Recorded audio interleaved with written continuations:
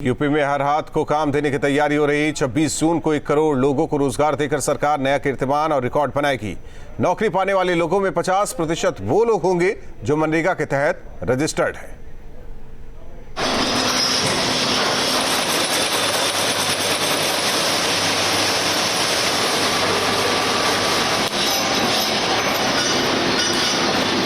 UP में mission रोजगार का आगाज।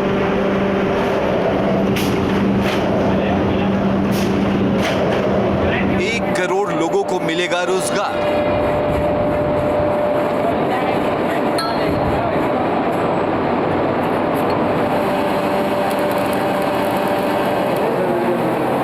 छब्बीस जून को महाअभियान की शुरुआत।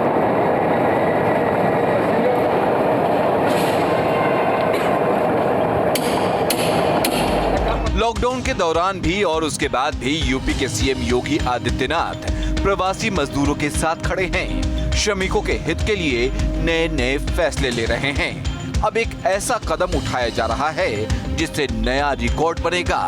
26 जून को 1 करोड़ लोगों को रोजगार मिलेगा। वहां पर एक इंटरनेशनल एयरपोर्ट के लिए भारत सरकार ने अपनी सहमति दी है।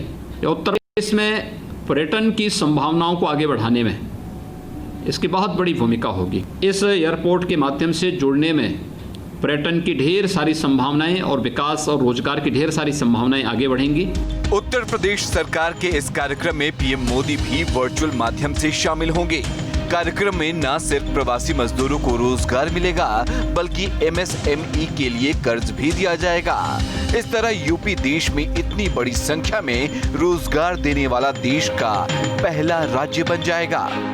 हमारी सरकार का मानना है कि हम अपने जो हमारे कुशल श्रमिक हैं, जो स्किल्ड लेबर है, उसको हम अपने उसके जनपद में, उसके गांव में ही रोजगार उपलब्ध कराएंगे।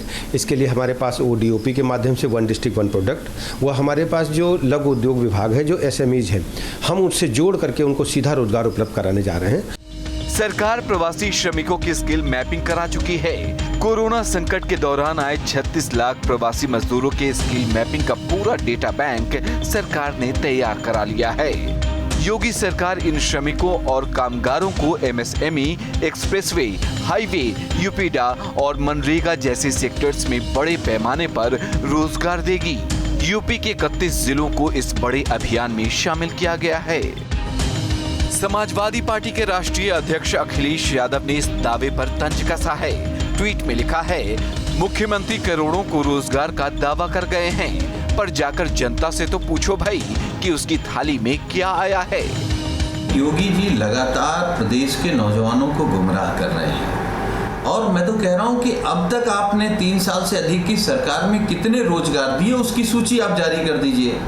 ये हो सकता है कि योगी जी उसी तरीके से रोजगार दे रहे हो जैसे एक अनामिका शुक्ला को आप 25 जगह रोजगार दे देते हैं। प्रवासी मजदूरों के मुद्दे पर विपक्ष और सरकार पहले ही आमने सामने हैं। रोजगार के मसले पर भी सरकार हमेशा सवालों के घेरे में रही है।